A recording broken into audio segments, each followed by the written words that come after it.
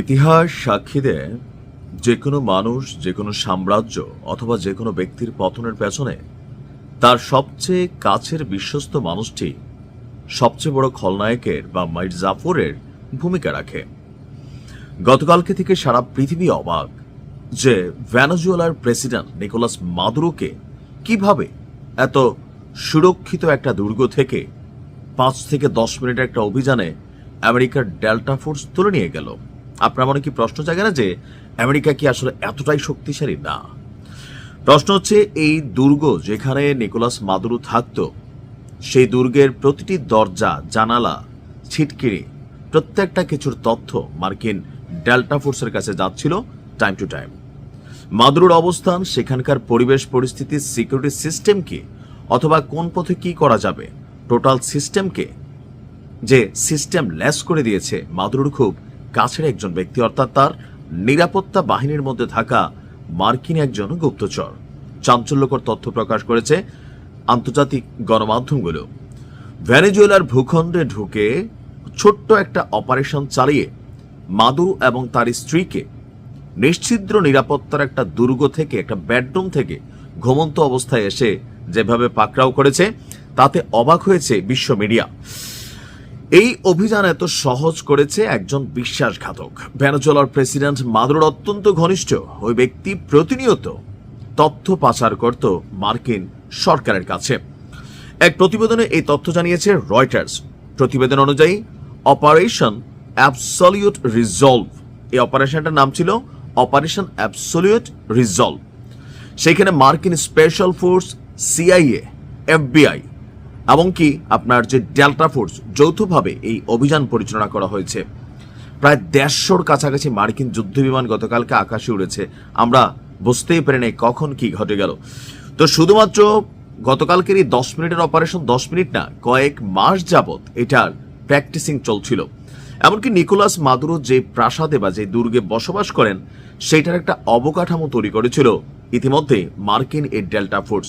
এমনকি আমেরিকার ঘাঁটিতেই তারা এটার একটা অবকরণের আদলে একটা প্রাসাদ তৈরি করে কোন রুম থেকে কে যাবে, কে কোন কাজ করবে, কিভাবে পিক করবে, এটার একটা নকল মহরও দিয়েছে। বুঝতে পারছেন, আমেরিকার নিয়ে হালকা ভাবার কোনো কারণ নেই। ঘুমের মধ্যে আলগিদে লয়ে জায়গা সিস্টেমটা কি। সূত্র অনুযায়ী মার্কিন সেনাবাহিনীর স্পেশাল ফোর্স, যেটা ডেল্টা ফোর্স, তারা মাদুরোর নিরাপদ আশ্রয় কেন্দ্রের একটি হুবহু নকল অবকাঠামো তৈরি করে এবং সেখানে দীর্ঘদিন অনুশীলন করে যে কিভাবে সুরক্ষিত এবং শক্তিশালী ওই ভবনে প্রবেশ করা হবে।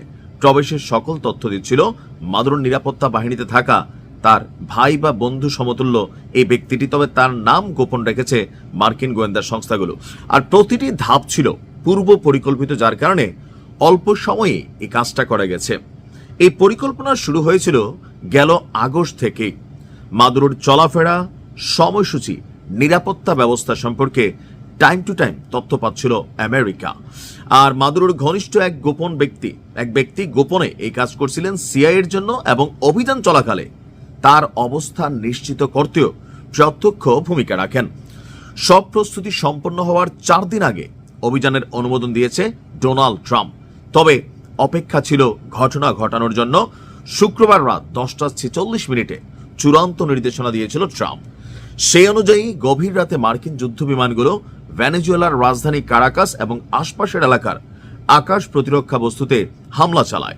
20টি থেকে 150টির এখানে যুদ্ধবিমান অংশ নেয়, যার মধ্যে F-35, F-22 এবং B-1 বোমারু বিমান ছিল।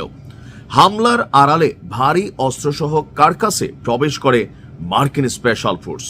রাত প্রায় আনুমানিক 1টা মার্কিন সেনারা মাদুরোর যে আবাসিক কম্পাউন্ড সেইখানে পৌঁছায়, আর সেখানে তারা গুলিবর্ষণ করে। এতে একটি হেলিকপ্টার ক্ষতিগ্রস্ত হয়। শেষ পর্যন্ত ডেল্টা ফোর্সের সেনা সদস্যরা এবং এফবিআই সদস্যরা অত্যন্ত সুরক্ষিত দুর্গ হিসাবে পরিচিত ভবনটিতে সেই গোপন বন্ধুর সহযোগিতায় ঢুকে পড়ে। আর ঢোকার পর মাদুরো এবং তার স্ত্রী আত্মসমর্পণ করে। তবে ট্রাম্প বলছে মাদুরো একটি সেফ রুমে প্রবেশের চেষ্টা করেন, কিন্তু সেখানে প্রবেশ করলেও দরজা বন্ধ করতে পারেননি। অভিযানে কয়েকজন মার্কিন সেনা আহত হয়েছেন। আর আকাশ সীমা ত্যাগ করার সময় মার্কিন বাহিনী একাধিক আত্মরক্ষামূলক সংঘর্ষে জড়ায়। ভোর 3:20 হেলিকপ্টারগুলো সমুদ্রের উপরে পৌঁছায়। মাদুরো এবং তার স্ত্রী তখন হেলিকপ্টারের ভেতরে ছিলেন। প্রায় 7 ঘন্টা পর আরেকটি বক্তব্য আমরা সামনে দেখলাম যে চোখ বাঁধা এবং হাত করা পরা অবস্থায় মাদুরো এবং তার স্ত্রীর ছবি প্রকাশিত হয়েছিল। পুরো অভিযানটাই শুরু থেকে শেষ পর্যন্ত প্রত্যক্ষ অবজারভেশন করেছে ডোনাল্ড ট্রাম্প। আর তিনি যথেষ্ট কি বলা হয় যে চমকপ্রদ বা নিজেকে অ্যাজ এ সুপার কিং সারা পৃথিবীর এটি মনে করেছেন। আর এই মুহূর্তে জানেন যে ভেনেজুয়েলার রাষ্ট্র ক্ষমতা কোথাও না কোথাও কার কাছে যাবে এ নিয়ে আলাপ আলোচনা চলছে। তবে ভেনেজুয়েলার জনগণ একটা প্রতিক্রিয়া দেখাচ্ছে। ইতিমধ্যেই ভেনেজুয়েলাতে সামরিক পরিস্থিতি তৈরি হতে যাচ্ছে। আমেরিকা সম্ভবত দ্বিতীয় ধাপে সেখানে আবারও অভিযান পরিচালনা করবে। তবে সেই নোবেল লরিয়েট মাতার চোদ অথবা মাতা চুদু বা মাচুদা না কি জানি ওই মহিলার নাম, সেই মহিলাকে নিয়ে অনেকটা আশাবাদী ছিল অনেকেই যে তিনি হয়তো ভেনেজুয়েলার পরবর্তী প্রেসিডেন্ট হবেন। তবে ট্রাম্প কাঁচা মাছ খায় না। মাচুদাকে নিয়ে তার বক্তব্য হচ্ছে যে এই মহিলার জনসমর্থন নাই, এমনকি রাষ্ট্র পরিচালনার জন্য তার দক্ষতা নাই। যেহেতু ভেনেজুয়েলা আমেরিকার যে মহাপ্রদেশ বা বিশাল সাম্রাজ্য, এটার একটা প্রতিবেশী রাষ্ট্র বা দক্ষিণ আমেরিকার একটা অংশ সম্ভবত, যদি মানে ভুল না হয় না, উত্তর আমেরিকার। সো তারা এখানে এমন কোনো ক্যারেক্টার বসাবে না যেটা ব্যবসা বাণিজ্য বা বিভিন্ন ক্ষেত্রে আমেরিকার জন্য বোকা টাইপের হবে। আর ইতিমধ্যেই ভেনেজুয়েলার সরকার বসার আগে, যদি একটা সরকার ঘোষণা হয়েছে, পরের ভিডিওতে আমি বাকি তথ্যগুলো দিচ্ছি, তো যুক্তরাষ্ট্র চাচ্ছে ভেনেজুয়েলার নিয়ন্ত্রণ তাদের হাতে রাখতে। আর এর পাশাপাশি যে তেল ক্ষেত্রগুলো আছে সেগুলো মোটামুটি আমেরিকার কন্ট্রোলে চলে গেছে। ভেনেজুয়েলার জনগণ আতঙ্কে আছে। আর এই ঘটনায় বিশ্বজুড়ে ঝড় উঠেছে নিন্দার।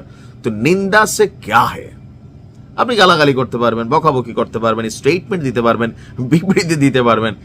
এখন একজন লোকের গালি দিলে সে যদি তার গায়ে না লাগায়, আপনি গালি দিয়ে কি করবেন? ধরেন আমার একজন গালি দিতেছে, কমেন্টে অনেকে গালাগালি করেন না, তো আমি তো আমার বক্তব্য বইলাই যে আপনি কি আমার থামাইতে পারতেছেন? আপনার ক্ষমতা আছে গালি দেওয়ার, আপনি দিবেন।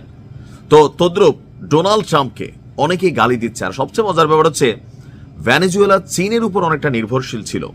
যে এই ঘটনার মাত্র 12 ঘন্টা আগে দিনের বেলায় চীনের একদল প্রতিনিধির সাথে একটা সাক্ষাৎ হয়েছিল, প্রোগ্রাম ছিল ভেনেজুয়েলার প্রেসিডেন্ট নিকোলাস মাদুরোর। বাট কয়েক ঘন্টা পরেই আলগিদা নিয়ে চলে গেছে। আর চীন এখানে বিবৃতি ছাড়া দেওয়ার মতন কিছুই নাই।